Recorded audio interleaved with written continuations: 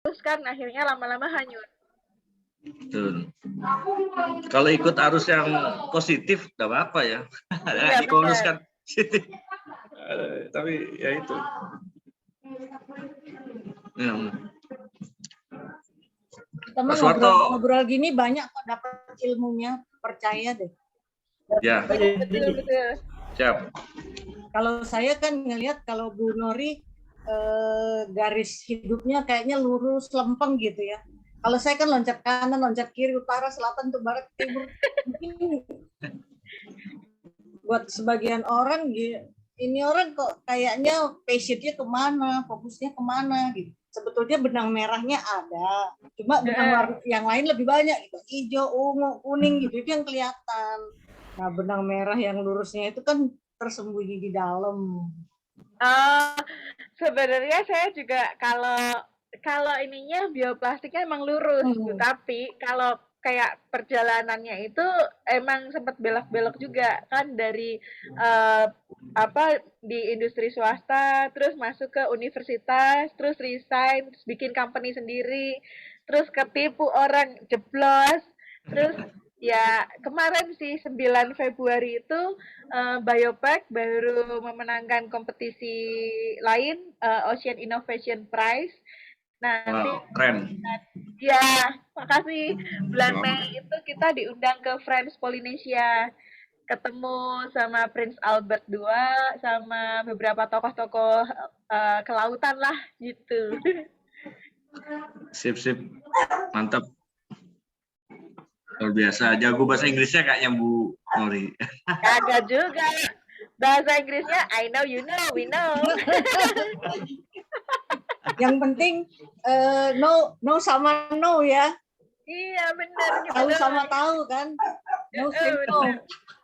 No sama no. Oke.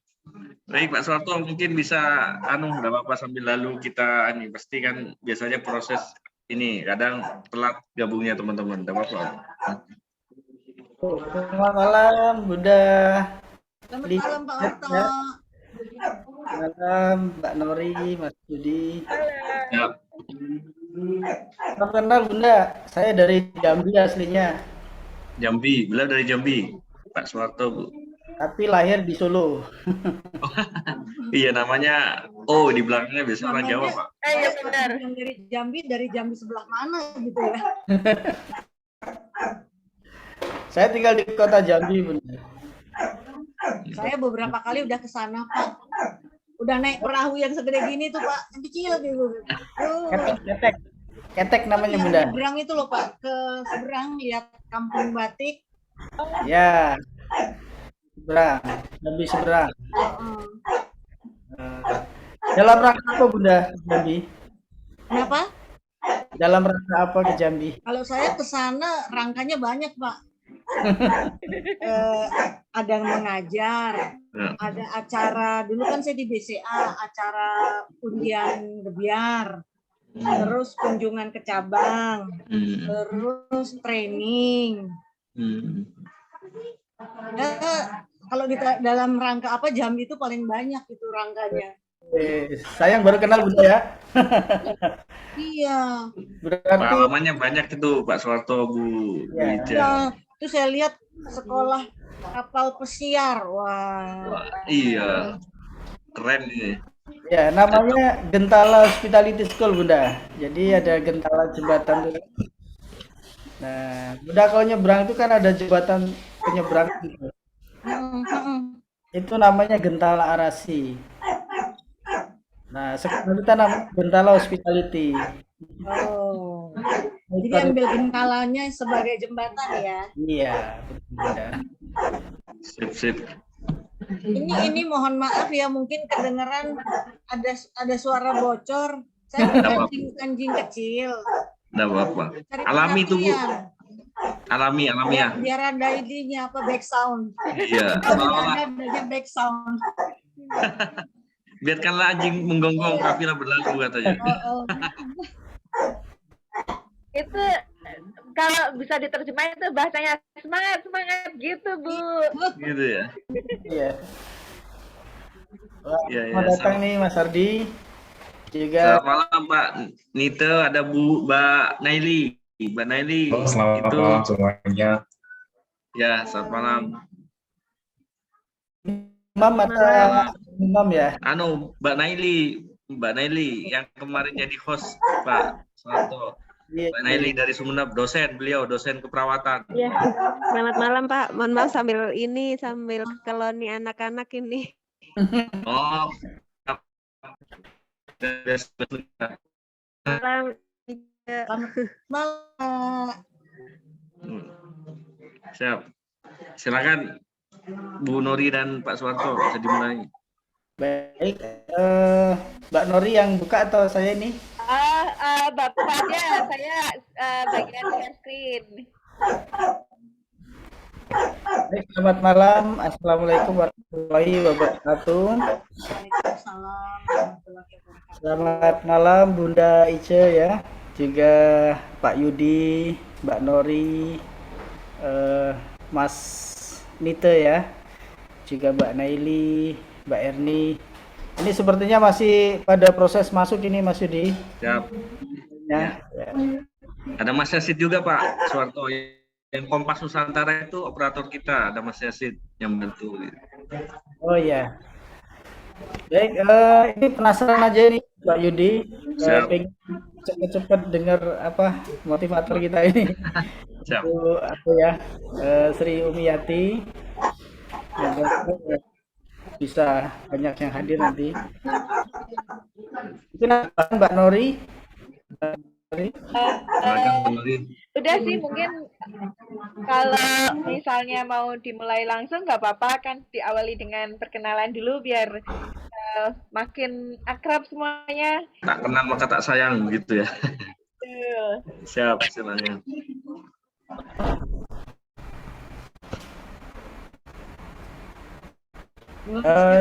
Mungkin langsung aja ya, Lici ya. Ice Pak. Langsung Bu Ice ya.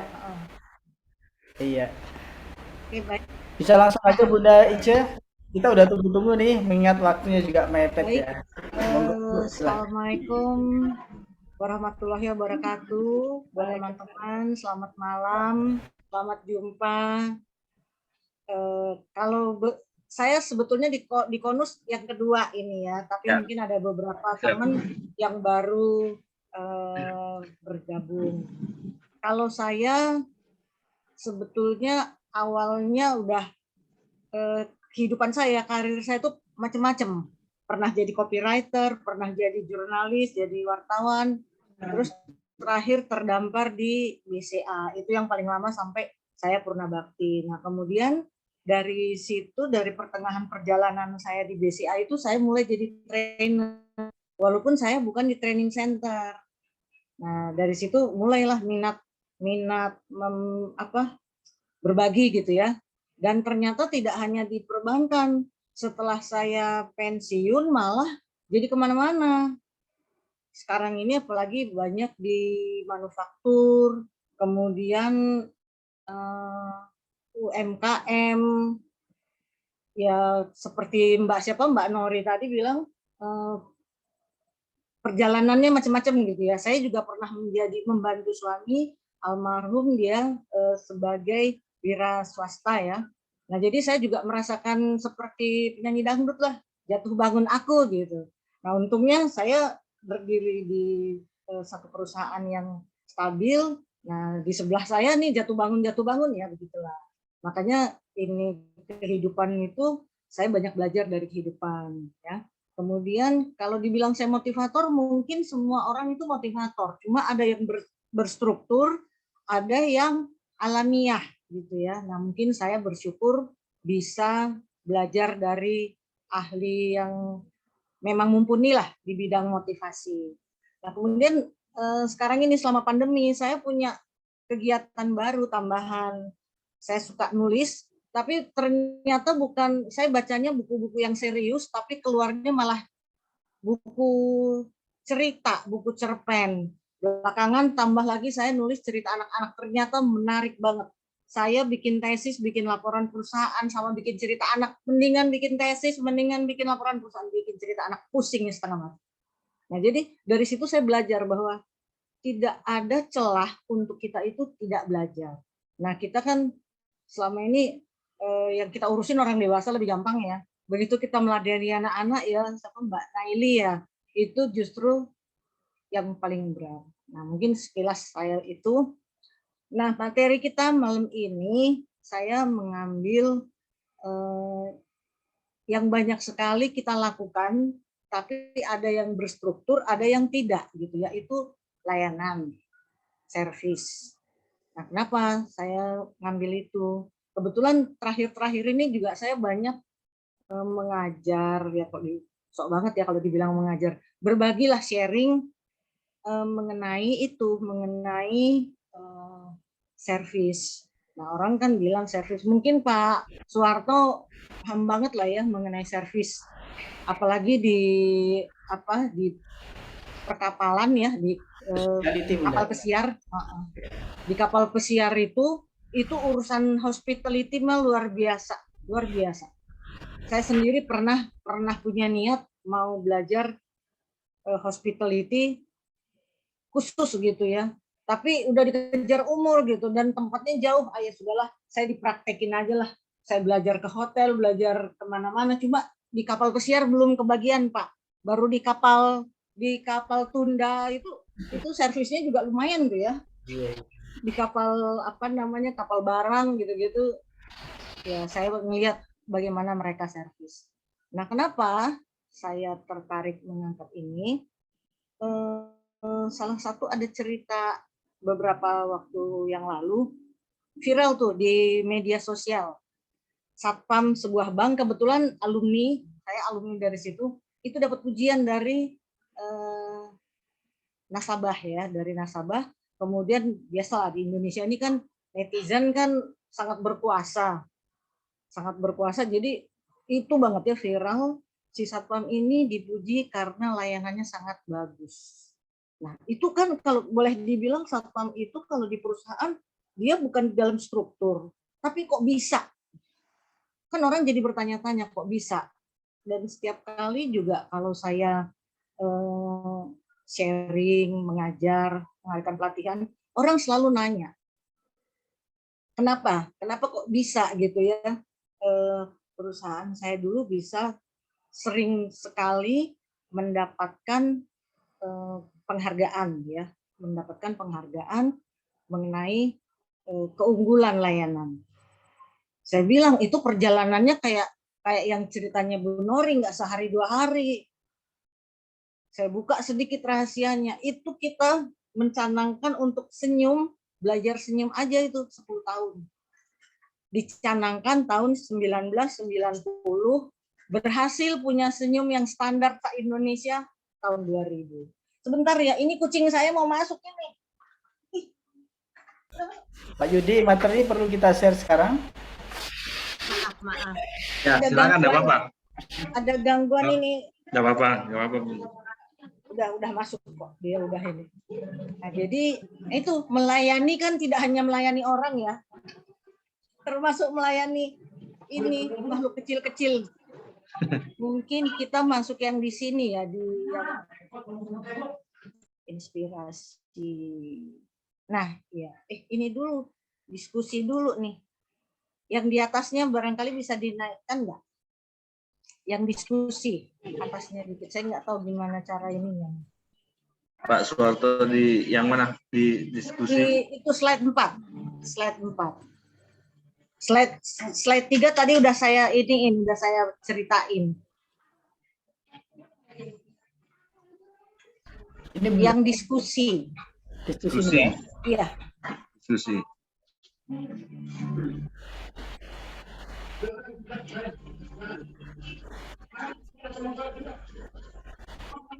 Bisa dilihat ya Pak Yudi ya. Belum tampil, Pak. Oh, belum tampil. Tadi udah kelihatan terus hilang lagi, Pak. Tadi kelihatan cuman nggak full ini. Ini kelihatan nggak Pak Yudi? Belum muncul. Belum muncul. Coba saya ulang ya. Siap.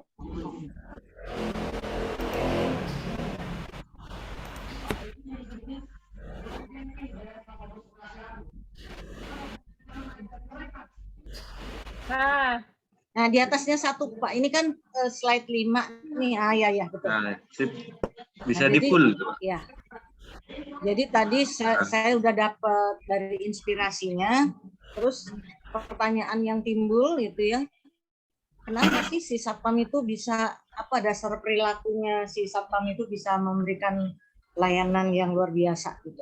Orang nanya, satpam aja bisa, pasti yang di belakangnya lebih luar biasa lagi.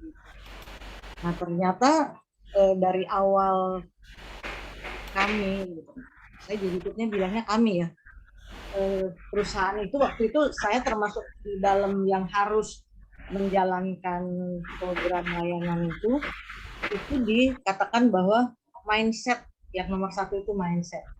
Karena apa? Mindset inilah nanti yang bisa merubah kebiasaan.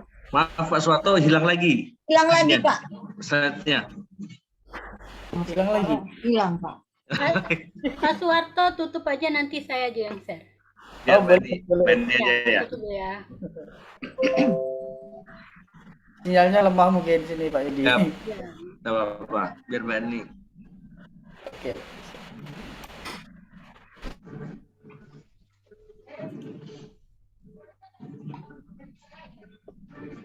Sudah kelihatan? Ya, yang terus Yang mana? Nah, yang diskusi ya. Ya, Jadi sip.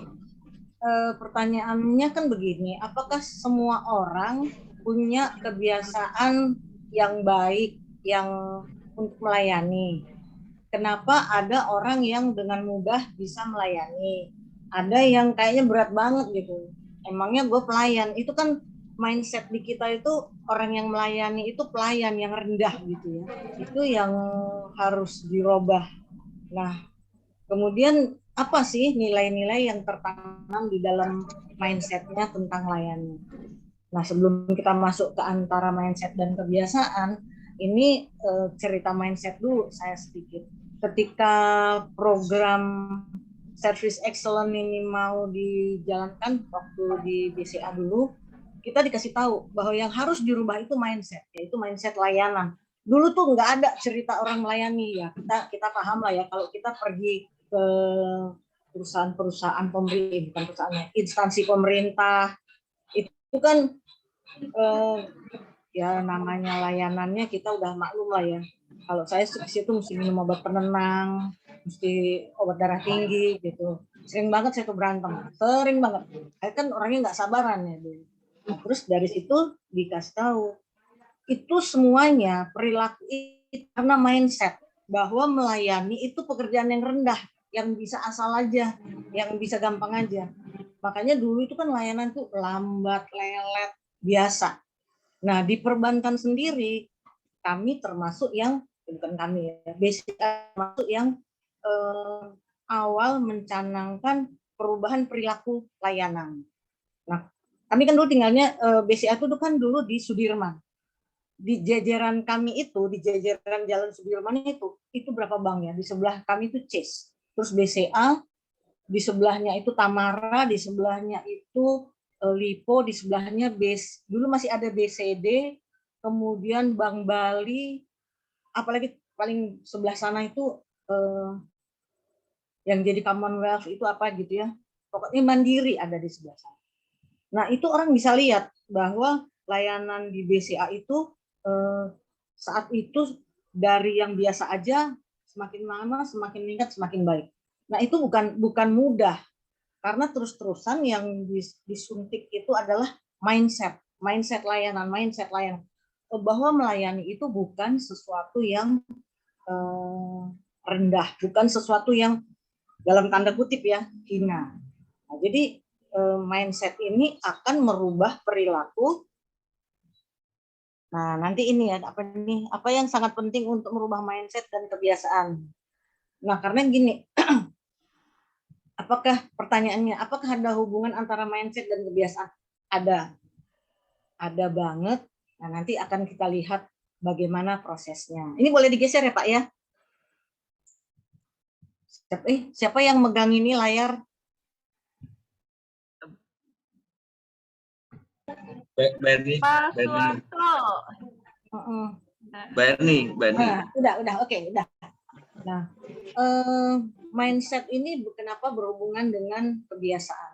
Nah, kebiasaan kita tahu sesuatu perilaku yang terus-menerus diulang-ulang itu akan menjadi kebiasaan, ya. Kalau kita yang paling gampang, di sini ada nggak yang suka misalnya kalau gugup atau salah tingkah gangin kuping gitu kan, enak kan? Kita nggak sadar. Kalau kita merasakan kenikmatan itu, akhirnya jadi satu kebiasaan, jadi satu ciri. Orang nanya, Pak Yudi yang mana? Itu loh yang suka pegang-pegang kuping, misalnya gitu ya Pak Yudi ya. Nah itu jadi kalau kita dapat kenikmatan dari apa yang kita lakukan, itu biasanya menetap. Nah dengan memperbaiki, dengan mengelola kebiasaan itu, nah ini saya pegang hidung nih. Kalau udah ada sesuatu nih pegang hidung gini. Karena apa? Itu enak. Jadi mesti diingat, oh ya, itu nggak boleh, nggak bagus gitu. Kalau kita merasa enak, nah biasanya perilaku itu akan dirubah ya, bukan dirubah, perilaku itu akan terus dilakukan. Nah kita harus melakukan pembiasaan yang kita sehari-hari. Nah, dari yang paling gampang lah ya, dari yang paling gampang kebiasaan kita bangun tidur apa? Kita melayani diri sendiri atau kita menunggu orang melayani kita atau kita melayani orang. Nah awalnya kan dari situ, bangun tidur kan lempar selimut, langsung masuk kamar mandi, habis mandi lempar lagi anduk. Akan-akan tuh anduk bisa pergi sendiri kan ke gantungan. Nah itu sendiri kan satu kebiasaan. Kenapa ada orang yang begitu bangun tidur langsung sergap mandi, beres-beres kayak otomatis. Ada orang yang bermalas-malas. Ada orang yang dia nunggu gitu dilayani ya. Ada orang. Nah, ini kebiasaan-kebiasaan ini sebetulnya bisa dirubah kalau mindset kita bahwa itu efektif apa enggak, bagus apa enggak. Saya lebih melihat bukan jelek atau bagusnya, tetapi lebih efektif apa enggak untuk perilaku kita, untuk layanan kita. Nah, jadi kalau saya melihatnya gini, mindset kita rubah dulu, kita mau apa? Ya, kita mau apa? Mau melayani seperti apa? Kita mau belajar seperti apa? Jadi semua balik lagi dua. Ada mindset yang kita tanam, ada perilaku yang kita kelola. Menjadi satu kebiasaan. Saya ini sebenarnya pengennya cerita banyak gitu ya. Di kepala ini banyak banget gitu. Tapi karena begini, mana duluan ini ya yang mau diomongin. Boleh digeser nggak ininya? Nah ini tadi sebenarnya udah saya ini kan ya. Seperti kita ketahui, inti dari perilaku adalah mindset atau pola pikir. Nah nilai-nilai yang tertanam di dalam mindset itulah yang membentuk sikap dan perilaku seseorang. Jadi ini tadi udah saya ceritakan. Ada satu berita yang menarik ya. Setelah yang cerita si satpam viral itu, saya baca di grup WhatsApp ya. Indonesia ini menjadi juara perilaku malas. Jadi orang paling malas di dunia yang disurvei itu orang Indonesia, juara 1.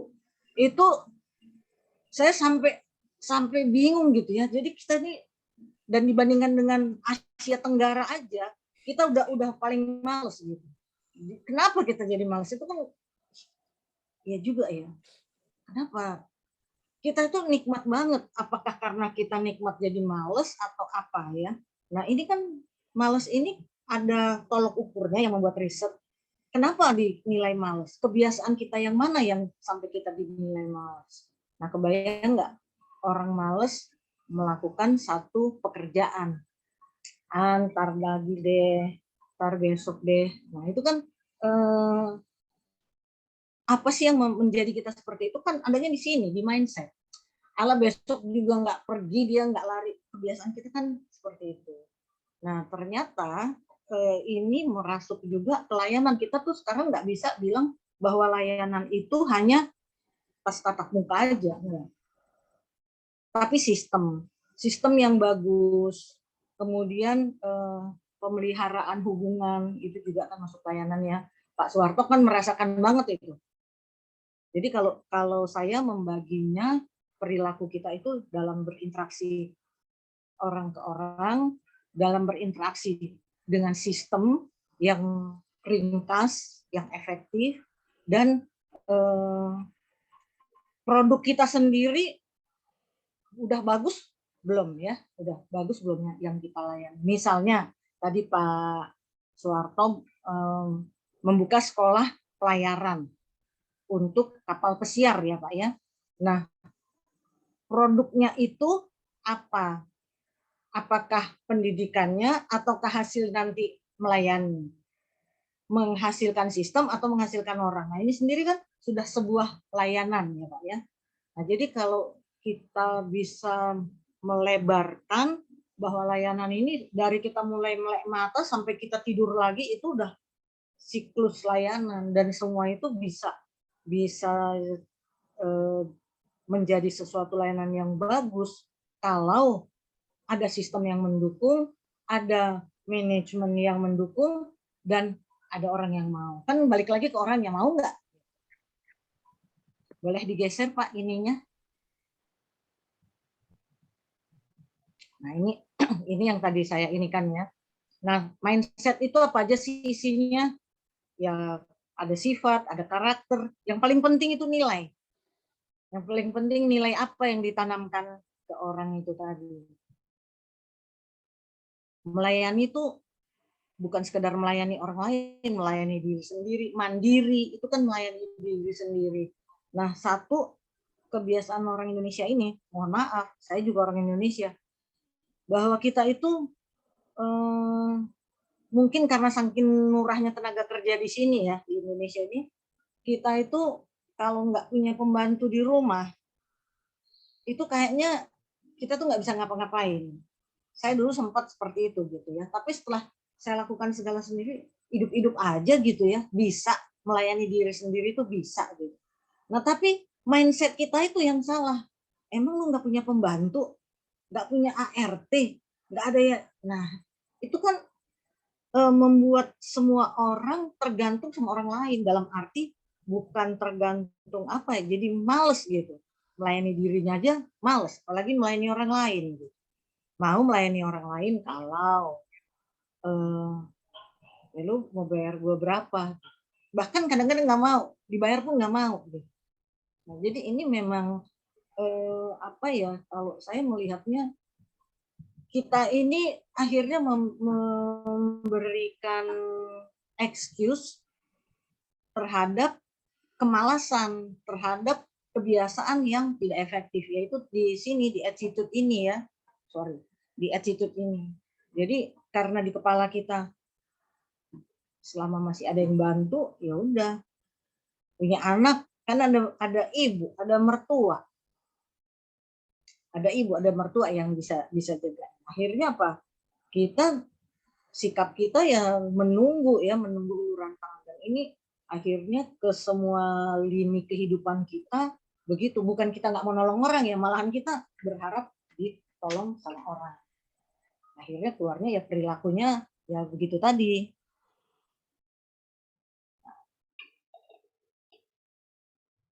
Apa nih Mbak Nelly? Merubah apa nih? Merubah kebiasaan. Boleh digeser lagi ininya, ada manajemen merubah. Nah ini ya,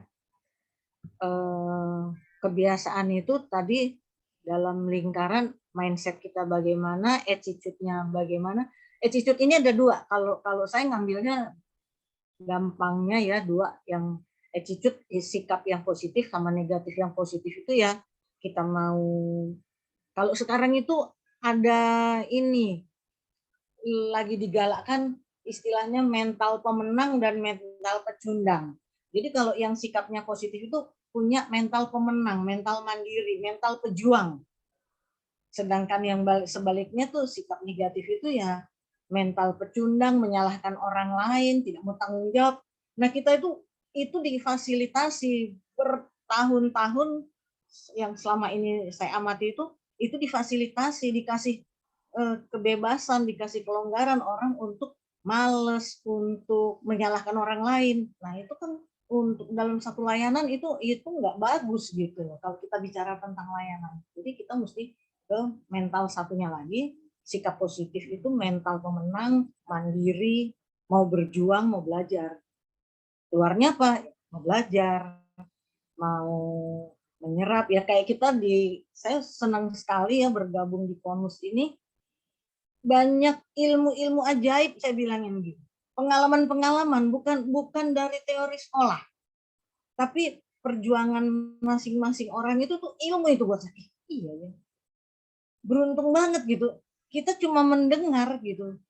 Sedangkan orang mengalami sakitnya, jatuh bangunnya di situ. Nah, kita kan tinggal metik. Oh, iya ya. Ini ilmu-ilmu daging ini semuanya. Nah, itu ya. Itulah salah satu sikap mental pemenang, sikap mental kita belajar. Dari kita belajar, kita kan pasti mengambil sari-sarinya nih. Ketika masa kita mau simpen aja, makan aja kalau nggak dikeluarin kan mulus ya, sakit perut. Apalagi ilmu. Nah itu, iya ya, waktu itu ada yang cerita tentang ini, kita bagi lagi. Nah itu kan akhirnya itu termasuk layanan. Bukan membaginya kan kita pasti sudah dengan kemasan yang bagus, dengan cara yang menarik gitu ya.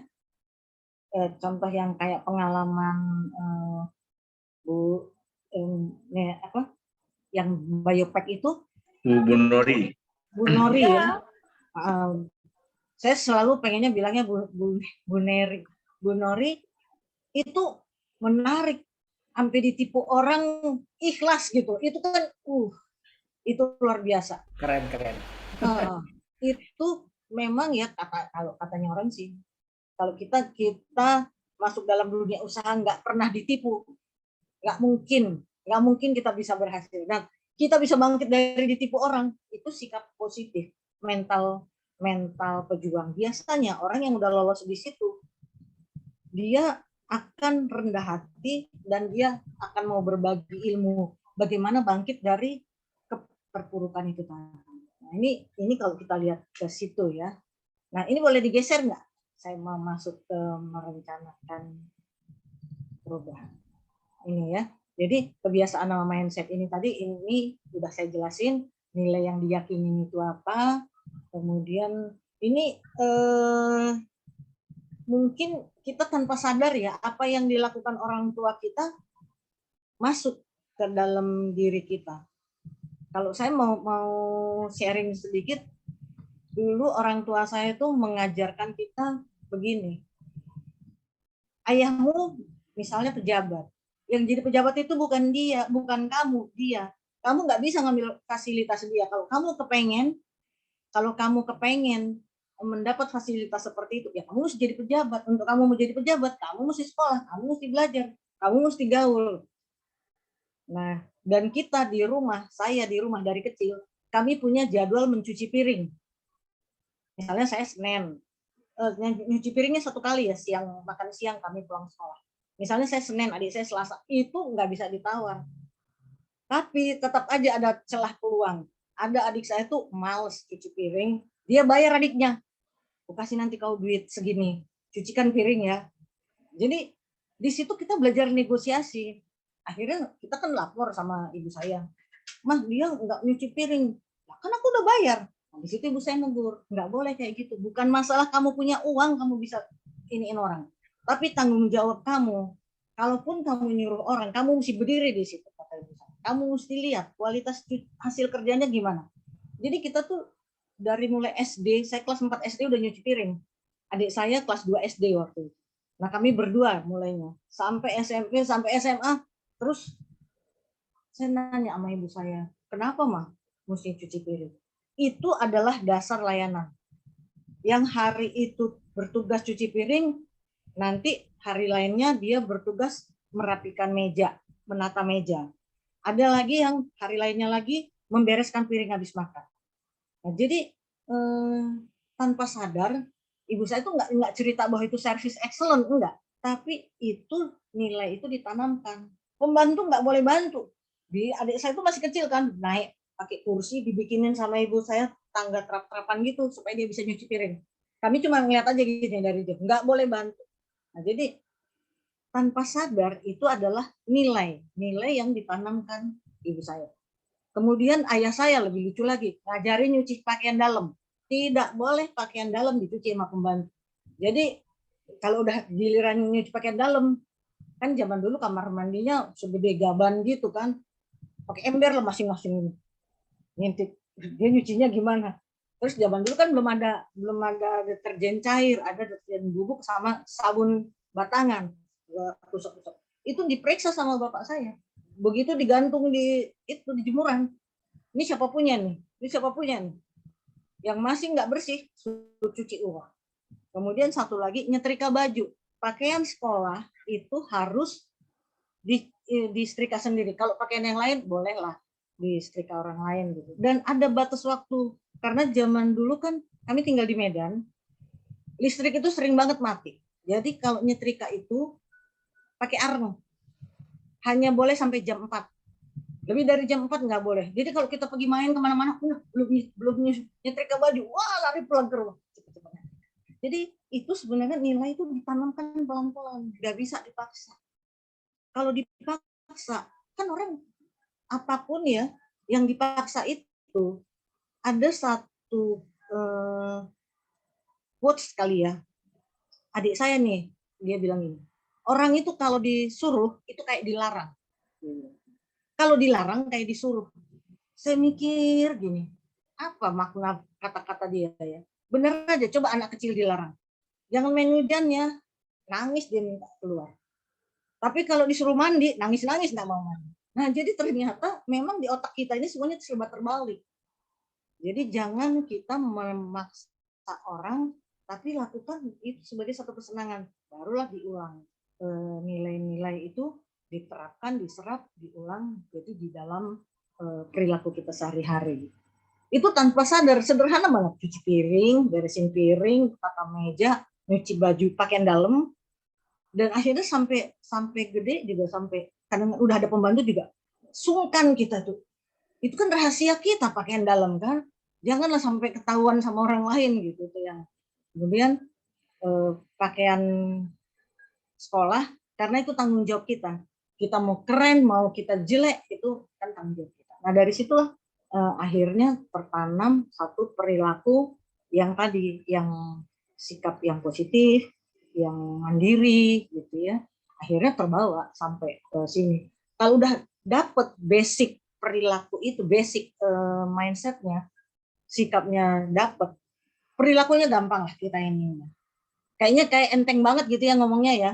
Nerapinya yang susah nerapin.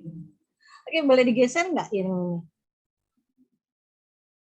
Nah, ini kan mengelola kebiasaan itu tadi, yang kebiasaan yang tidak efektif. Kita mulai dari yang paling sederhana aja. Apa sih? Anduk, habis mandi, taruh aja depan di atas tempat tidur. Itu kan nggak efektif ya. Karena apa? Orang lain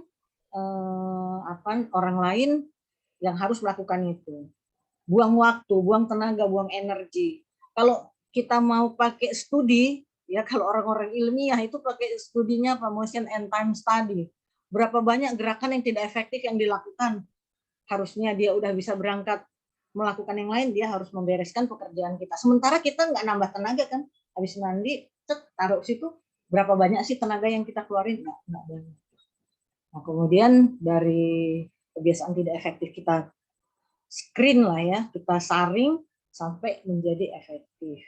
Nah, kalau udah efektif, produktif dan unggul. Saya yakin dari beberapa orang yang sukses, saya baca ceritanya, saya dengar ceritanya, itu mereka bisa produktif itu karena apa? Membuang kebiasaan-kebiasaan yang nggak penting, yang nggak perlu gitu. Ada yang sekarang ini sebetulnya ada kebiasaan yang saya nggak tahu itu efektif atau tidak efektif ya. Chatting nih di HP kita nih ya. Saya nggak tahu itu masuk efektif apa nggak efektif. Kadang-kadang kita buat ngebalesin gitu, ya Allah habis waktu sejam. Kadang nggak penting, kita gatel. kasih komentar, kasih apa emoticon apalah gitu kan, biar dibilang kita tuh masih hidup di dunia ini. Di satu sisi benar ya, bagus ya. Tapi saya pikir-pikir, terus menanggapi di medsos yang nggak penting gitu kan, cuma buat kepuasan kita aja gitu. Penting nggak sih? Itu saya mengurangi, mengerem diri itu setengah mati susah. Akhirnya saya jadwalin, oh jam segini buka WA, jam segini buka FB. Gatel juga saya kalau nggak buka FB, gatel juga ya. Itu kan saya lagi berpikir itu efektif apa enggak, produktif apa enggak. Nah kadang-kadang ada juga yang produktif. Akhirnya apa? Saya sortir grup yang membuat saya produktif, yang buat saya semangat. Itu pasti saya buka tiap hari, termasuk Konus. Tapi kalau yang udah isinya curhat segala, begitu buka langsung naik darah, itu saya buang. Tapi saya nggak live group juga, karena saya belajar dari perilaku orang gitu. Oh, ini nggak bagus jangan. Jadi paling saya baca 2 aja udah saya pinggir. Kalau yang Konus sampai dari atas ke bawah, naik lagi dari atas ke bawah, aduh saya ketinggalan. Soalnya kalau udah chatting itu, oh panjang banget gitu kan. Akhirnya saya bintang-bintangin, saya pindahin. Oh ini penting, ini penting, ini penting. Nah itu salah satu kita menyaring kebiasaan bermedsos. Dulu nggak ada teori membersihkan medsos, itu dulu nggak ada. Kan pergaulan langsung ya tatap muka gitu. Kalau sekarang itu yang mesti kita kurangi ya, si medsos itu tadi. Coba deh kita hitung berapa jam kita begini-begini, gitu. Tangan sampai kadang sampai kaki. Nah, jadi kalau masih bisa kita pilih yang kira-kira produktif, kita lakukan. Kalau enggak, ya terus satu ini HP ini jangan terlalu dekat lah. Begitu titik pengen aja ngeliat. Itu waktu tidur kita juga kurang. Jadi saya kalau udah jam 9, jam 10 kalau nggak ada kegiatan, ya taruh aja di sana. Gimana besok aja lah gitu. Kadang kebangun tengah malam gatel juga. Ada berita nggak tadi selama aku tidur? Nah itu juga satu kebiasaan yang mesti ditata ulang di era digital ini. Oke, boleh digeser lagi.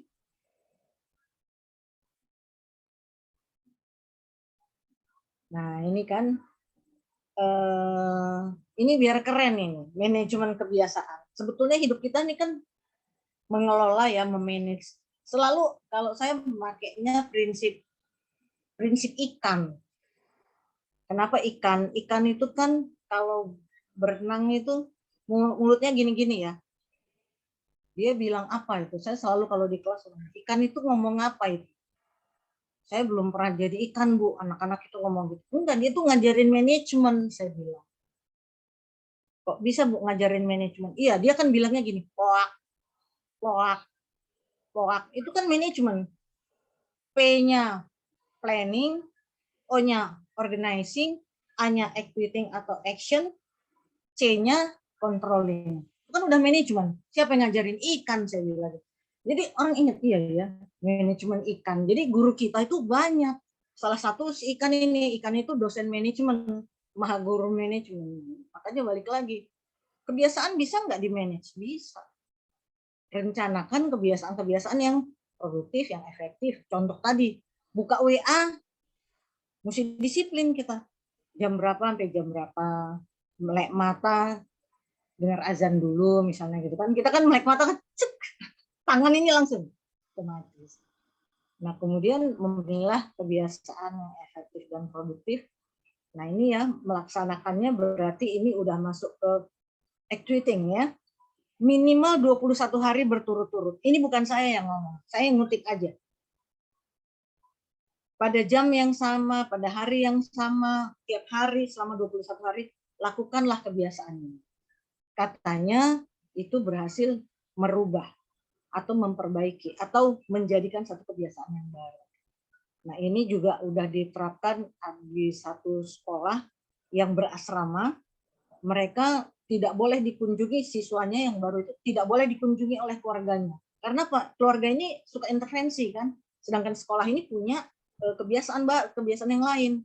Dari mulai kebiasaan tidur, caranya makan, semua diatur. 21 hari non-stop. Begitu di atas 21 hari, orang itu udah mulai ketagihan, udah mulai merasakan ini efektivitasnya, nikmatnya. Ya udah kesananya udah sebulan, 3 bulan, keluarganya baru boleh datang.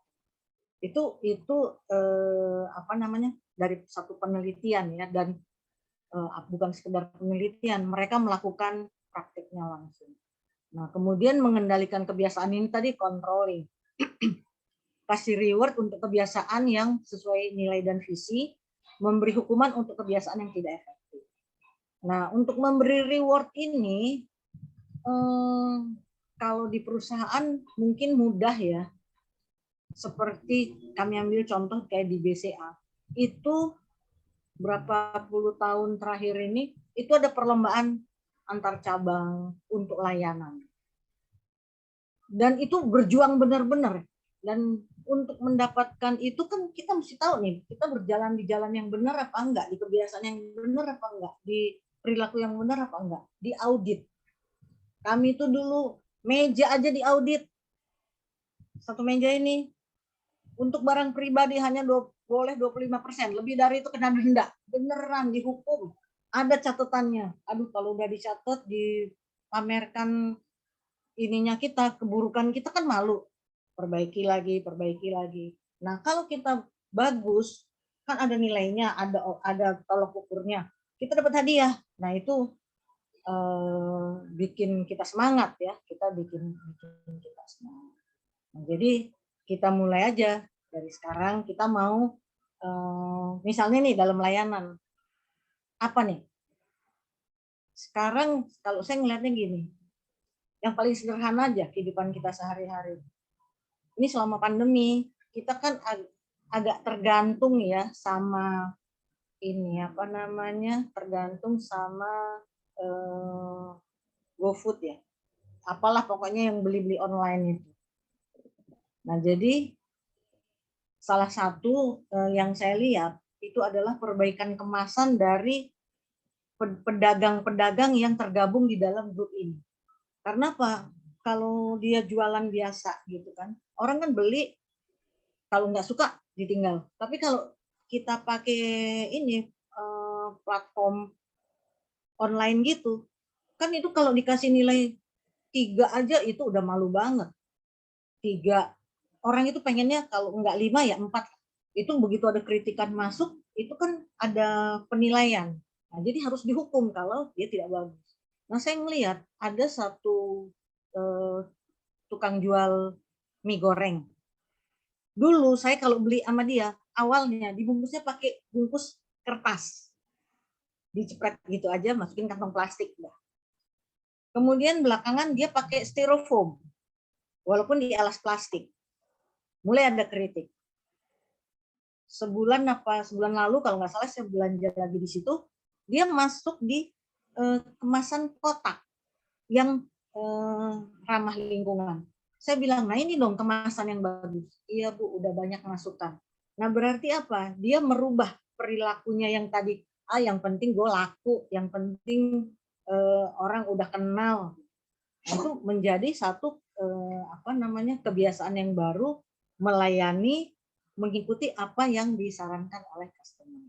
Nah, jadi ini kita sendiri juga mesti disiplin ya, untuk mengembangkan diri itu mesti disiplin. Kalau dulu kan kita kalau belanja gitu, kok kayak gini sih? Gini juga laku Bu. Tukang gorengan dibungkusnya pakai apa? Pakai bekas dokumen. Nah sekarang begitu dia masuk ke platform penjualan online, kalau dia bikin kayak begitu, dikasih nilai sama orang 3, bisa dia kena suspend. Apalagi dikasih 2, dikasih nilai 1. Nah itu harus dihukum. Kalau kebiasaan yang nggak efektif itu harus dihukum. Nah, jadi dalam layanan ini yang saya lihat yang di depan mata, salah satu ya pedagang online itu. Nah kita kan juga bisa ya, kayak misalnya dulu kita kalau ngasih training di ruangan yang seperti apa, kemudian semakin kemari tambah fasilitas, tambah lagu, tambah apa, nah itu kan semakin meningkat. Dulu juga saya kalau kalau Zoom gini gelap gulita muka saya. Terus saya ngeliat kok muka orang bisa terang benderang ya, kenapa ya? ternyata pakai itu, pakai lampu ya, pakai ring light. Saya nyari gitu, nggak tahu saya nyarinya, cari di toko lampu nggak ada. Untung ada online itu kan. Terus saya chatting tuh sama toko online-nya, gimana? Oh ada Bu yang bisa bikin muka jadi mulus katanya. Udahlah cepet-cepet saya beli. Oh iya, nah itu kan termasuk kita meningkatkan diri ya, meningkatkan apa namanya, layanan. Yang tadinya kan coba kalau lagi Zoom gini mukanya gelap semua. Nah ternyata memang itu pun bagaimana kita meningkatkan diri, bagaimana di dalam mindset kita, saya ingin memberikan yang terbaik. Minimum wajahnya kelihatan enak lah gitu dilihat gitu kan, mandi gitu. Saya ini alis juga dirapiin.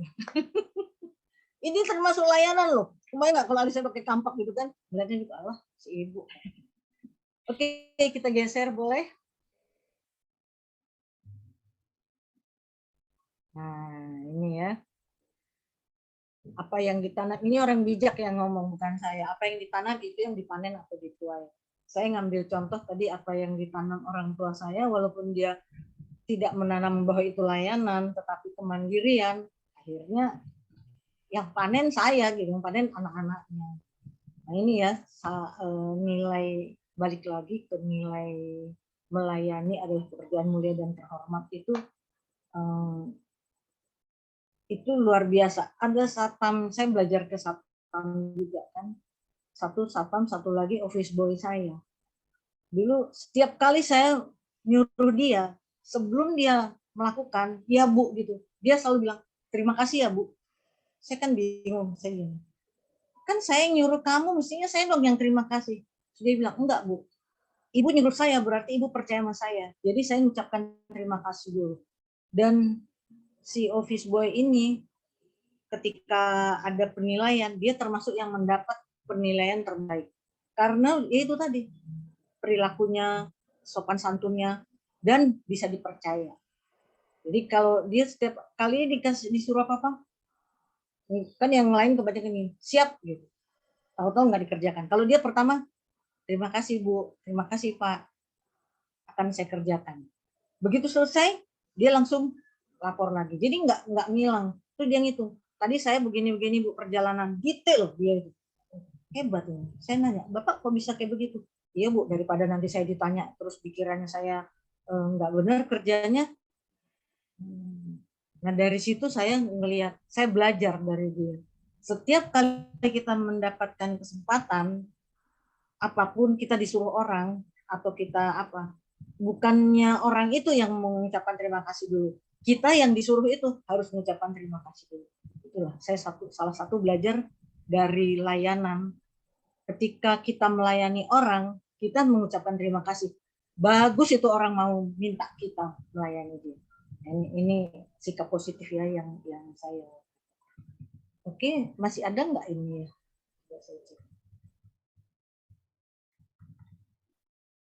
Oh ya, ini tadi udah ya udah saya ceritakan untuk mendapat kebiasaan yang baik harus diberi reward. Nah untuk diri kita sendiri juga kita belajar memberi reward. Apa nih hadiahnya? Pernah nggak bapak-bapak atau ibu di sini menraktir diri sendiri? Sering Bu. Tapi dengan satu niat, karena apa gitu menraktir diri? Kalau lapar itu nggak ini ya, nggak menraktir diri ya. Kalau apa? Kalau lapar pengen makan di rumah makan gitu. Kenapa? Pengen makan, bukan pengen. Kalau menraktir diri itu memberi hadiah, kita punya satu target apa gitu. Misalnya kita merencanakan sesuatu dan berhasil.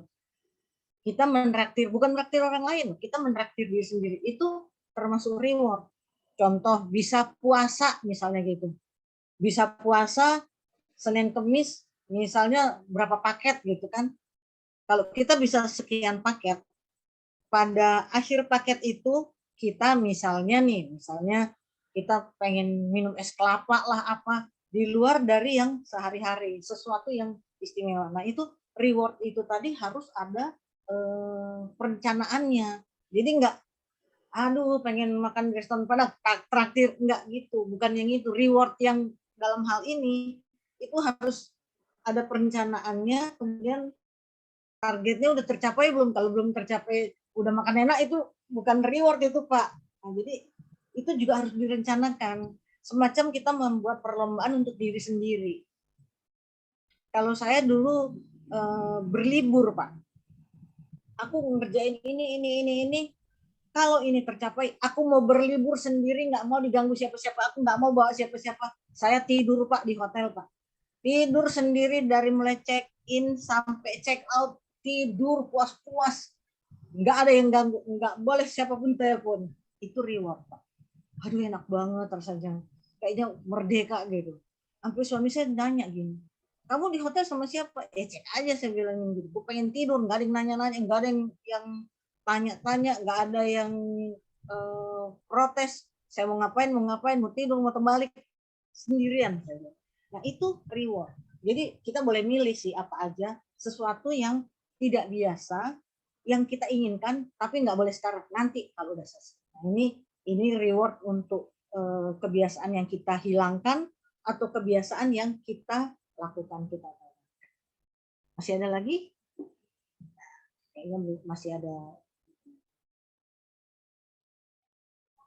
Nah ini ya, kayak ini layanan perilaku adalah perilaku yang dapat direncanakan. Tadi saya udah bahas juga, dari layanan yang alamiah sampai layanan yang prima. Dari layanan adalah bagian dari kebiasaan. Untuk mendapatkan layanan yang prima, maka kita dapat meningkatkannya dengan cara merubah kebiasaan. Nah ini saya lebih suka menjelaskan yang di berikutnya, kayaknya ada yang ininya deh. Ada yang satu lagi. Nah ini. Kenapa saya lebih suka pakai gambar ini?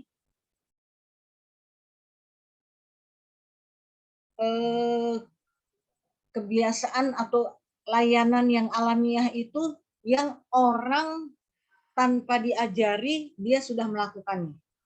Kan kita ngelihat anak kecil ya, kadang-kadang ada dia yang dia peka, ngelihat ibunya kayak nyari-nyari apa, cari sendal ya, dia langsung ambilkan sendal.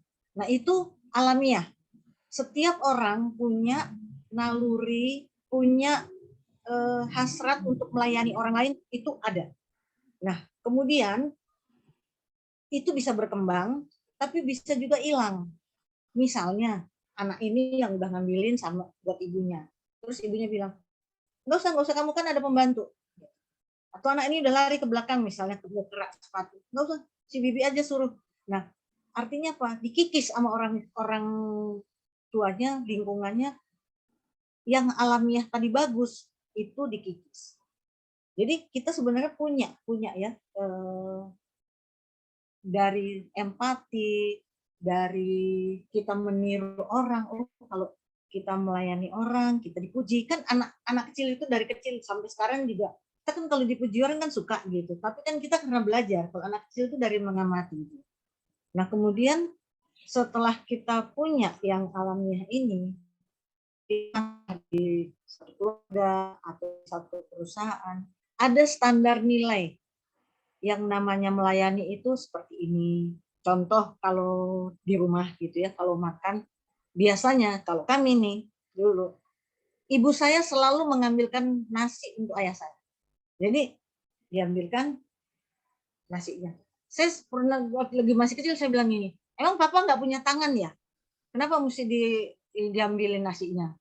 Terus bapak saya cuma bilang gini, kan nasinya jauh. Terus kami kan ngeliat-ngeliat gini, kenapa kalau kami biarpun jauh mesti ngambil sendiri gitu. Terus ibu saya bilang gini, iya kan papa udah capek, papa kan yang cari uang, jadi nggak apa-apa, mama yang ngambilin nasinya. Nah, nanti lauknya papa ngambil sendiri. Padahal lauknya jauh juga gitu. Dulu itu buat saya aneh gitu ya, kenapa ibu saya mesti ngambil apa namanya nasi untuk mengambilkan nasi untuk ayah saya. Nah ternyata itu standar layanan. Ketika saya sudah menikah, suami saya juga mintanya begitu. Kalau mau makan piring kosong diginiin ke saya. Terus gini, Oh, barangkali memang standar di keluarganya juga nasi itu mesti diambilkan sama istri gitu ya. Oh ini, nah itu standar ya. Kemudian kalau ngambil lauk, itu kami berurutan dari bapak, kemudian anak sulung, anak kedua, anak ketiga. Nggak boleh terbalik.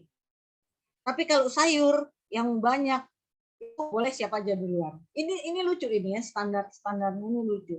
Jadi kalau begitu udah ngambil nasi semuanya, itu yang siapa yang paling dekat lauk itu mesti nawarin sama anak sulung dulu. Saya beruntung anak sulung kan. Adik saya yang dekat situ dia nawarin ke saya dulu. Habis itu baru dia baru lagi ke nah, itu kan juga gitu. Kalau bikin kopi gitu banyak. Siapa yang duluan disediain? Bos. Habis itu wakil bos. Habis itu siapa? Nggak mungkin yang disajinin dulu staff dulu gitu kan enggak. Nah, jadi standar ini tanpa kita sadari dibentuk oleh lingkungan ya, oleh lingkungan.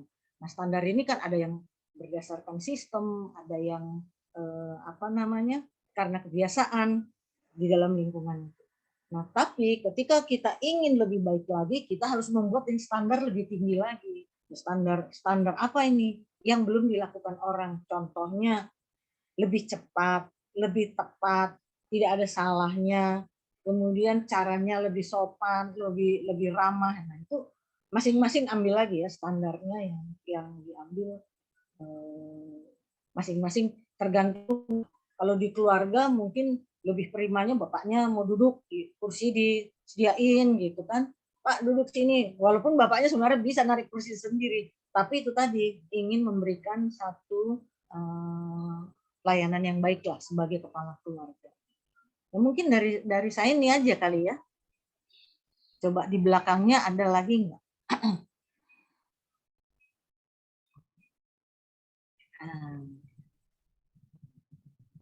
Ini quotes buat hari ini.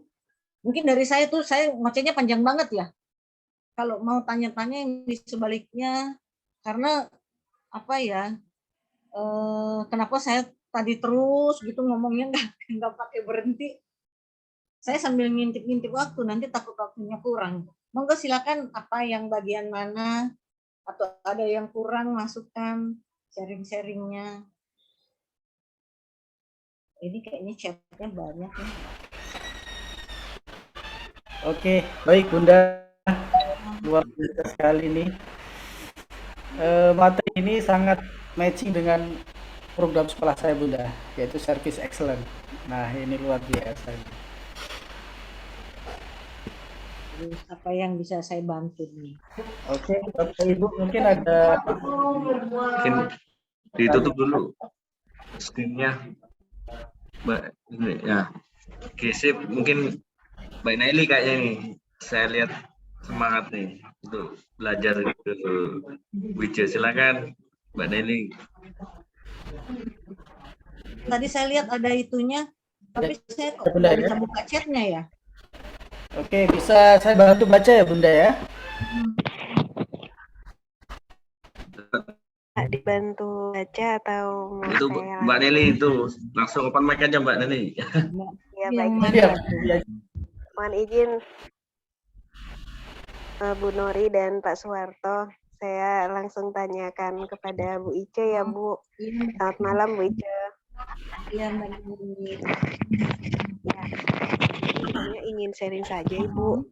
Selama ini menurut saya memang untuk orang dewasa berubah mindset dan perilaku atau kebiasaan itu memang sangat sulit bagi saya. Bahkan dulu ketika awal saya SD, saya ingin punya cita-cita menjadi guru TK dulu ketika SD karena suka anak kecil juga. Tapi ternyata sekarang jadi gurunya orang-orang besar gitu, orang-orang dewasa maksudnya.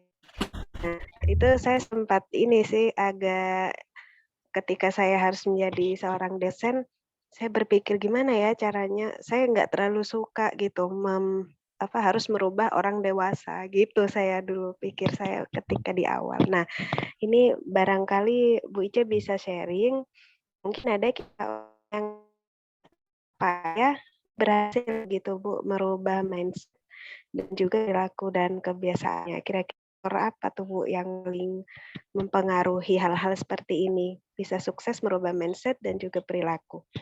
Terima kasih, Bu Ice. Ya, terima kasih Mbak Nelly. Nah, ini udah orang dewasa ya. Itu kan orang per orang ya. Artinya face to face.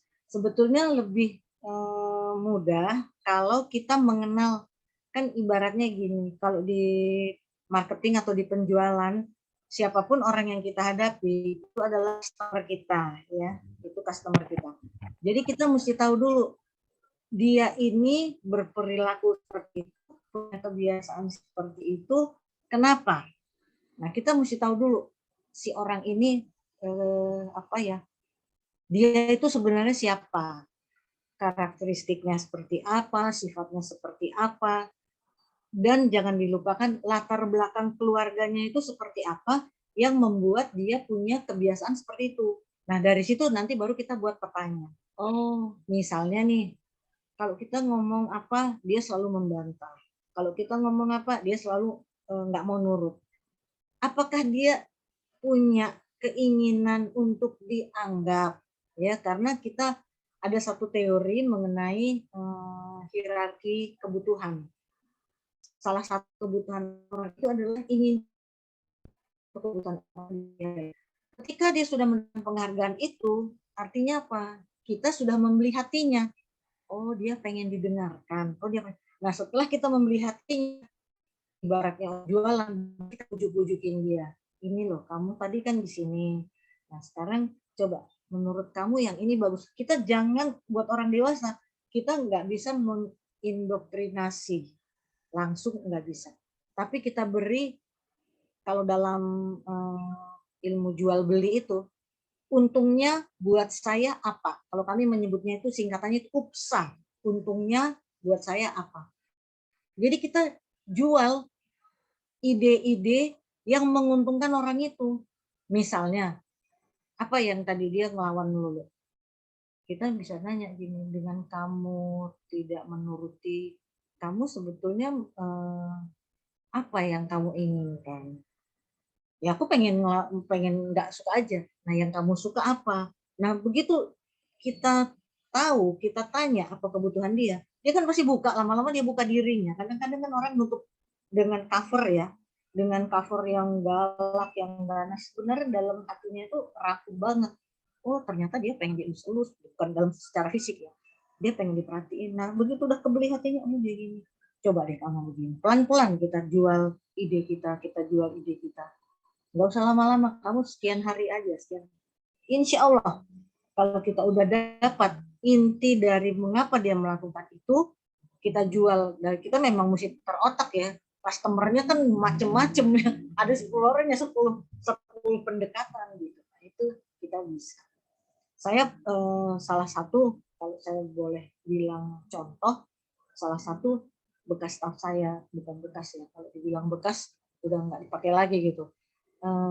Dulu itu dia staff saya minder, takut. Waduh, saya tuh sampai ngeliat gini.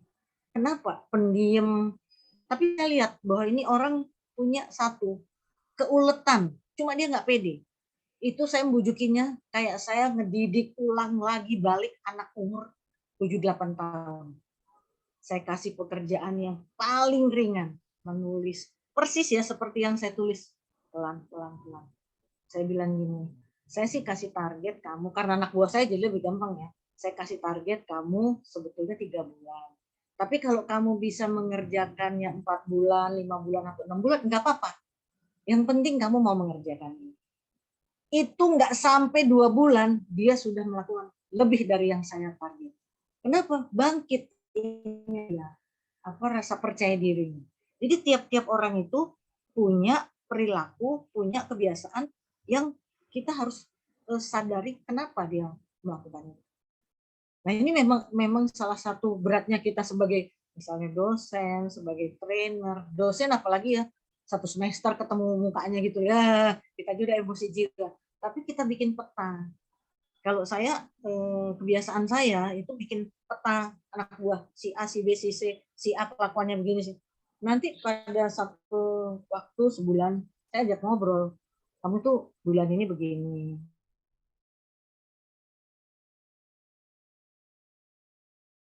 Sih sebenarnya ya. Orang dewasa itu kalau diindoktrinasi itu kadang-kadang nggak mau, tapi kalau di coaching dia lebih suka. Gitu. Jadi saya lakukannya ya seperti itu. Dan kalau menurut saya itu lebih efektif karena dia yang memilih perilakunya kan.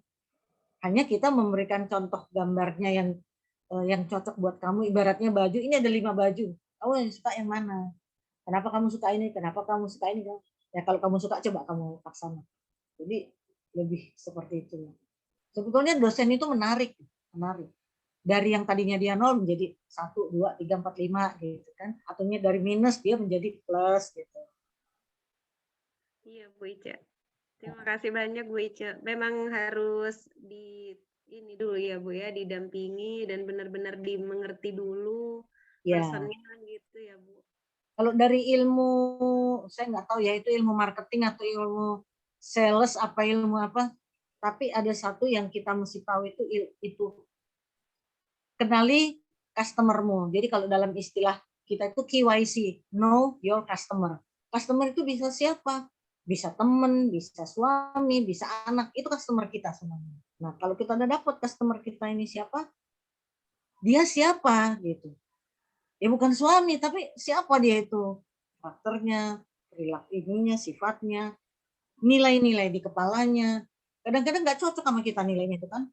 Nah, tinggal kembali ke kita. Kita mau orang ini berubah nggak? Kalau kita mau orang ini berubah, kita mesti menyerap dulu. Kita samain dulu frekuensinya, samain dulu. Oh dia di sini, baru kita tarik dia. Lama-lama kan dia ke bawah juga. Atau kita bawa turun gitu. Nah, jadi mesti mengenal customer kita siapa, mau anak, mau suami, mau teman. Kalau kita ingin dirubah, ya kita yang mesti ngalah dulu. Itu baru kita bawa. Sama kalau kita ngasih layanan nasabah gitu kan, kita kan kepengen dia berubah gitu. Tapi kalau kita paksa dia nggak mau. Jadi kita mendidik customer itu. Ya, kita kenali dulu dia mata dia. Baru kita mau ke atas kayak mau kayak lama lagi gitu kan. Dikit. Ilmu orang yang udah menciptakan ilmu hebat ini Bu Ica. Bisa saya terapkan di keluarga, kemudian di kampus. Iya. Jadi kita cuma gini, seringkali kita menganggap kalau yang namanya customer, siapapun itu ya, kita menganggap customer itu orang yang membeli belanjaan kita, yang membeli jualan kita. Bukan. Ide kita itu kan jualan kita. Omongan kita ini kan jualan kita. Kita ngoceh-ngoceh, kita istilahnya kalau emak-emak itu kan suka ngomel ya, itu kan jualan kita. Ya, si mama mau kerjanya ngomel mulu. Itu jualan kita. Customer menilai. Dia mau beli apa enggak? Kalau dia nurut berarti dia beli. Kalau dia nolak berarti dia enggak beli. Nah, tinggal kita ilmu jualannya ya seperti itu. Terima kasih banyak. Iya Mbak Nelly ya. Udah anak-anak udah bobo semuanya. Sudah bobo, makanya ini dibuka lagi kameranya. Sip. Oke. Terima kasih Bu. Sama-sama Mbak Nelly. Baik Bapak Ibu, ada pertanyaan lagi. Ini menarik sekali ya. Bunda, kalau di sekolah saya itu memang materi ini sangat diutamakan ya, karena siswa-siswa kita itu rata-rata kan dari daerah Bunda. Jadi mindsetnya itu luar biasa untuk merubah menjadi seorang hotelier itu cukup ya agak mudah Bunda. Bahkan kadang sampai kita panggilkan pakai program programmer itu Bunda. Jadi di train bos benar supaya mindsetnya benar-benar berubah gitu. Nah itu pun harus kita gembleng juga di dunia kerjanya seperti di hotel gitu ya, sehingga dia benar-benar bisa menerapkan kedisiplinan seperti yang diterapkan di dunia perusahaan gitu. Baik Bapak Ibu, mungkin ada pertanyaan lagi, silahkan ya, masih ada waktu ini sampai pagi ya Pak Yudi ya. Kopi siap. Oh saya sekalian minum dulu dikit nih. Gimana minum? Drinking. Kalau sampai mantap. Air putih. Air putih. Maaf ya sambil minum dulu. Ya, Siap. Silakan Mas Halid mungkin, siapa itu, atau Mbak Astri. Ini mahasiswanya Mbak Naili ya, bukan? Iya, teman saya Pak Yudi, Oh, satunya temennya. mahasiswa. Saya lihat aktif ini Mas Halid ya.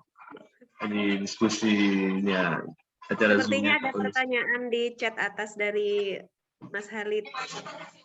Oh, ada. Dibantu Pak Suharto. Oh baik, ada pertanyaan dari Mas Halik ya. Ya. Oh, apa yang sangat penting itu? Ya. Ya, apa yang sangat penting untuk merubah mindset dan kebiasaan, Bunda? Karena semakin tinggi posisi kita, kadang keinginan untuk dilayani semakin tinggi dan otomatis akan berpengaruh untuk melayani dan menghormati orang lain. Itu pertanyaannya, Iya. Bunda. Baik, terima kasih. Ini pertanyaannya menarik. Nah, justru sekarang kita kembali lagi.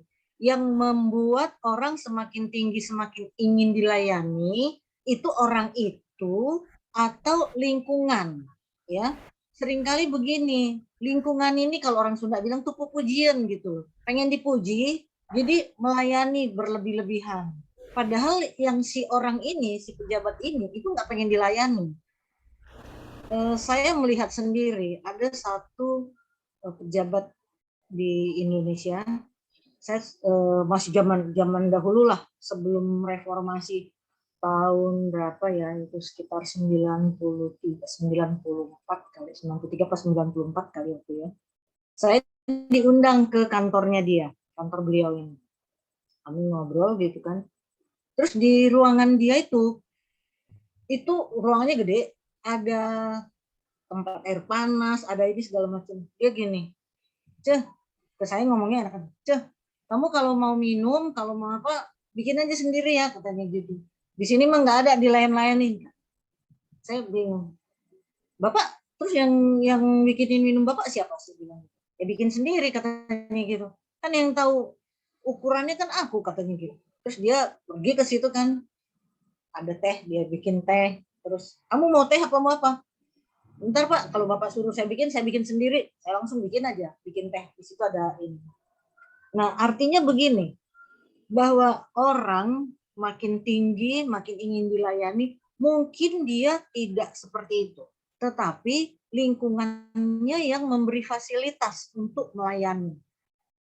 Nah, tapi kalau mindsetnya dia itu tidak mau dilayani, dia ingin melayani orang lain ya dengan caranya, atau dia membatasi untuk tidak terlalu dilayani, sebetulnya itu balik lagi ke di dalam kepalanya dia, di dalam diri dia itu yang pengen dilayani atau pengen melayani. Jadi kalau kita mau merubah orang seperti itu, ya mungkin kalau orang bawah mau merubah yang di atas, memang mungkin susah ya. Tapi kita bisa pakai temannya yang selevel ya, dari obrolan. Kayaknya si bapak itu bisa nggak di seperti ini. Mungkin begitu caranya. Tapi itu buat di Indonesia itu tidak mudah. Kenapa? Karena orang Indonesia ini walaupun udah berdiri Republik ini 76 tahun, kita tuh masih feodal, jiwanya feodal. Masih jiwa kepengen diladenin, itu tadi. Kalau nggak punya pembantu, gengsi. Hah? Lu nggak punya pembantu, nggak, terus yang ngelayanin kamu siapa? Jadi seakan-akan kalau udah di level tertentu harus punya pembantu, harus punya ART, harus punya apalah gitu, asisten yang ngerjain yang remeh-remeh gitu, remeh-temeh. Ya kecuali kalau misalnya nyuci, setrika gitu kan, sekarang kan ya lebih mudah ya, ada cuci kiloan, laundry kiloan gitu kan, ngepel tinggal pakai GoClean, ya kalau kita nggak sempet gitu.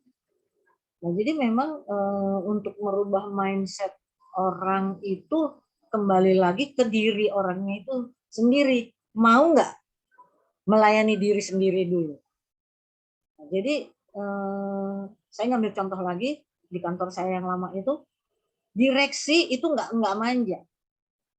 di level direktur ya, itu mereka nggak manja. Itu di ruangan meeting udah disiapin ini segala macam, cuma kita ladenin mereka, udah sana, biar kita beres-beresin sendiri. Nanti kelar baru kita rapiin. Paling disediain teh aja, tapi kalau dia mau tambah udah ada di situ semua. Nah, artinya apa? Mereka memberi contoh bahwa ini nggak usah diladenin berlebih-lebihan. Itu udah di dalam diri dia. Jadi memang mentalnya dia memang mental pejuang, mental mandiri, tidak mau memberatkan orang lain.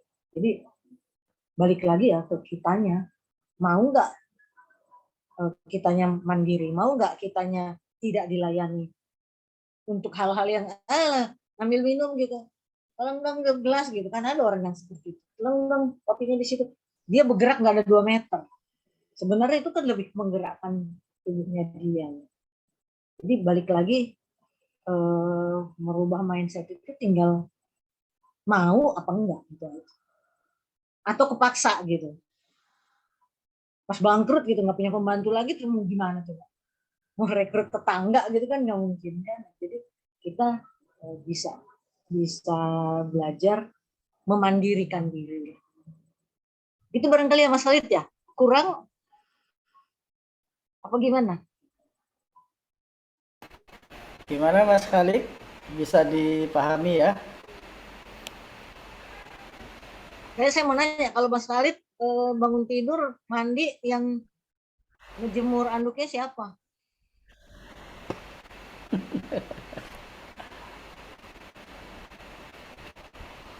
Kalau ibu-ibu sih rata-rata ngejemur anduk sendiri. Kalau bapak-bapak nih, yang nyuci kaos kakinya siapa?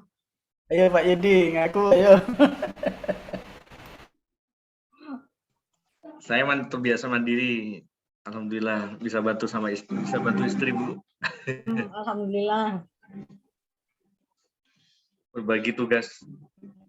Nyuci juga, bantu nyuci baju buat suatu. Ngejemur anduk lah, itu yang paling sepele itu, ngejemur anduk. Terus kalau di kamar mandi itu odol itunya, apanya namanya, pastanya itu habis dipakai dikunci lagi enggak? Berarti dibuka plek aja taruh di situ. Sabun udah kemana-mana nggak tahu deh. Ini sabun, ini tempat sabun bisa sebelah-sebelahan, padahal kan tinggal ditaruh gitu. Itu gue banget Bunda. Ada yang begitu kah? Ayo ngaku Pak Yudi.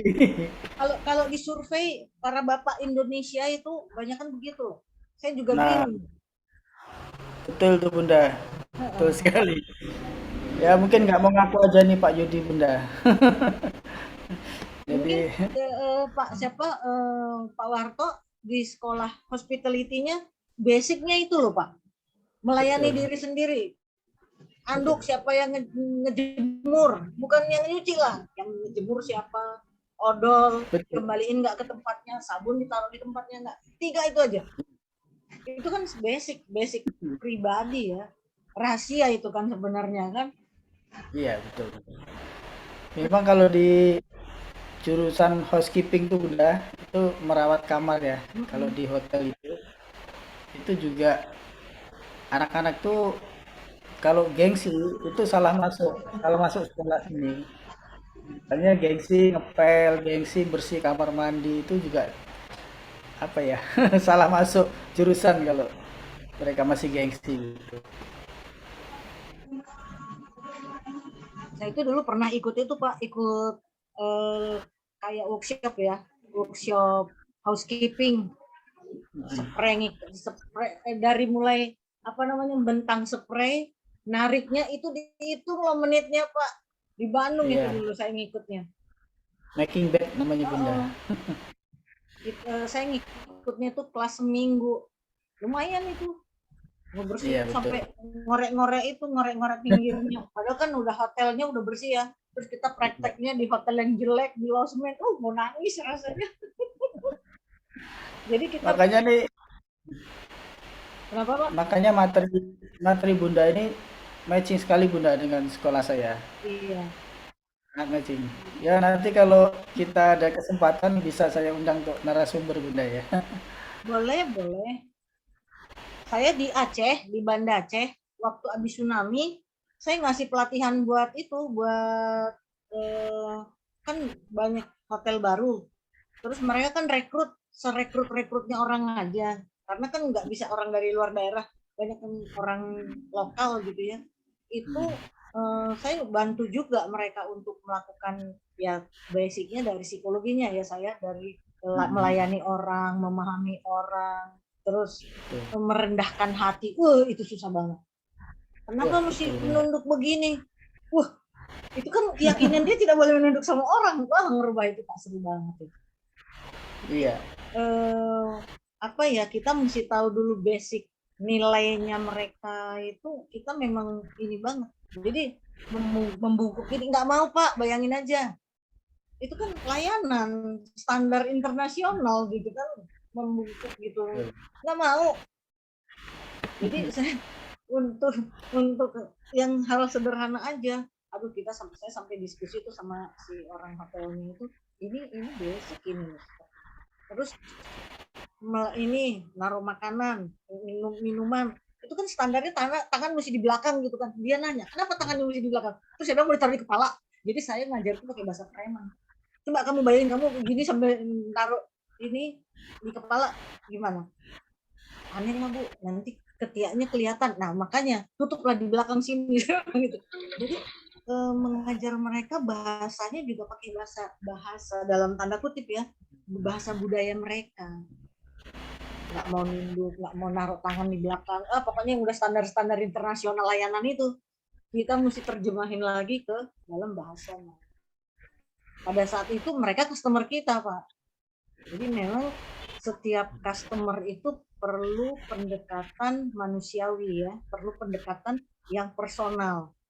Walaupun mereka jumlahnya banyak, tapi tetap secara pendekatan kita mesti personal.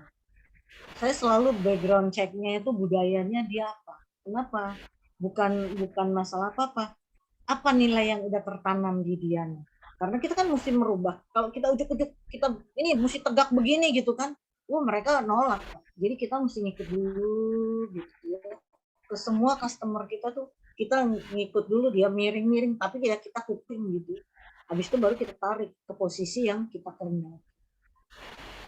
Apalagi orang yang mohon maaf kalau yang dari daerah, terus yang tidak biasa, terus dia ngerasa anak orang kaya gitu. Waduh, udah Itu ngurusnya lumayan ini Bunda.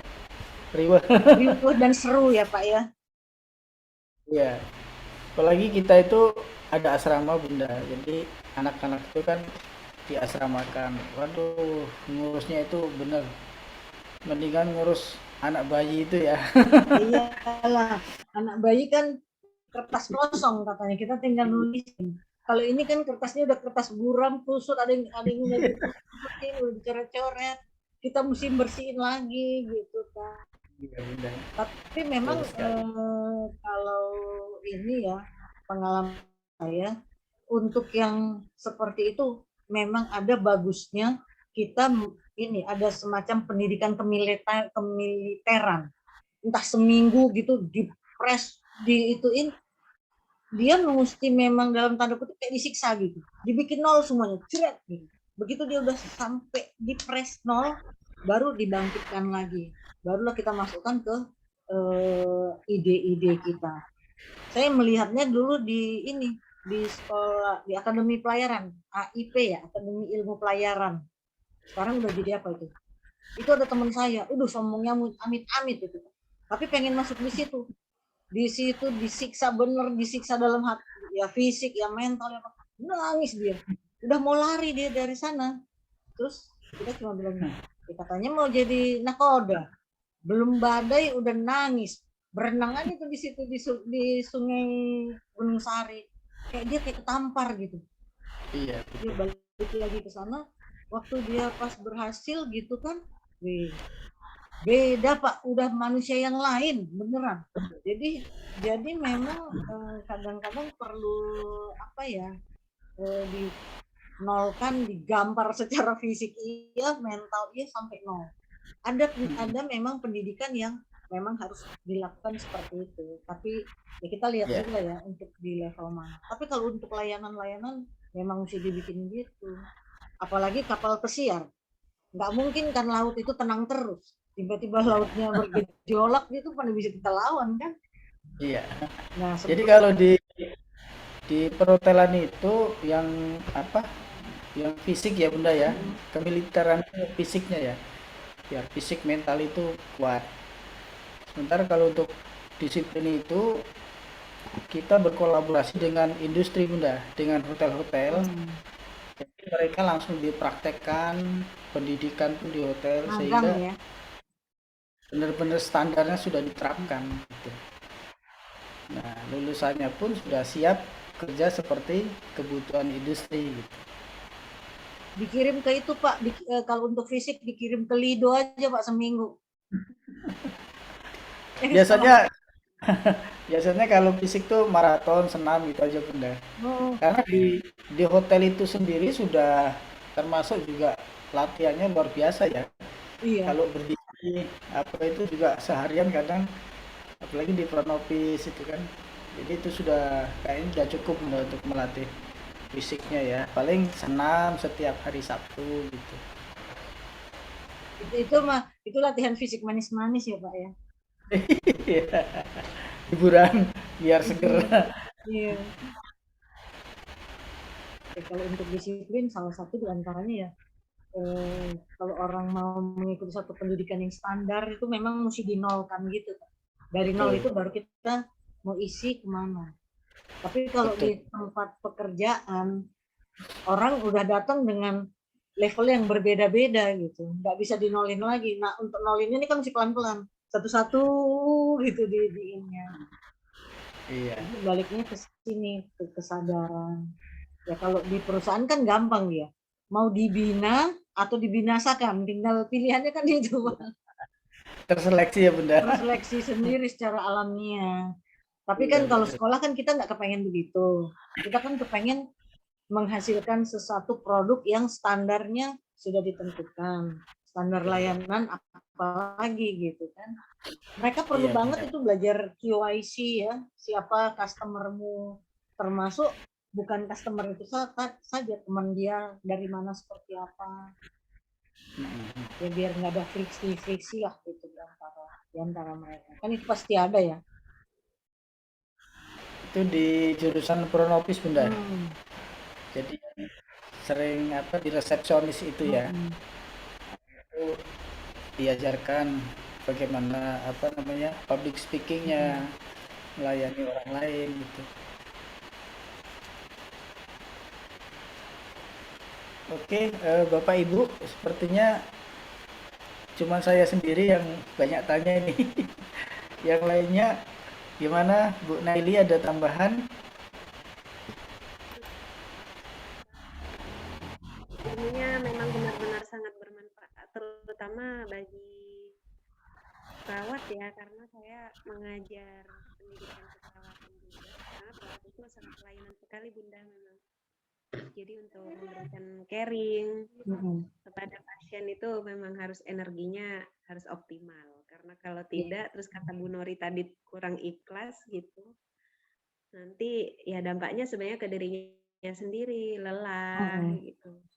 Dan output kerjanya juga kurang baik. Jadi benar-benar sharing malam ini cocok sekali sebenarnya Bunda dengan saya. Ya nomor satu kita itu menyehatkan diri itu dengan ya kalau dari secara spiritual ya ikhlas.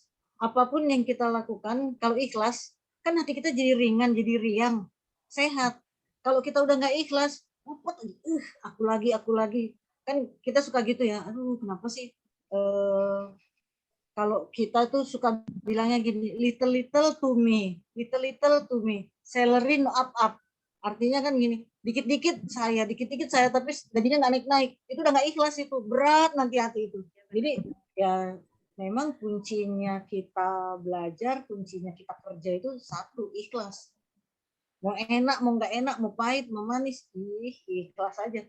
Ringan nanti. Ya ada juga sih bagusnya ya anak sekarang itu kan kayak gitu aja dipikirin EGP gitu ya. Tapi EGP dalam arti positif. emangnya gue pikirin gitu, enggak usah, jangan yang negatif ya, tapi ambil positif. Ringan hati itu, Pak. Iya Bunda. Udah ringan kan tawa gitu. Iya benar Bunda. Makasih Bunda Ice. Sama Pak Suwarto dan Bu Nori juga.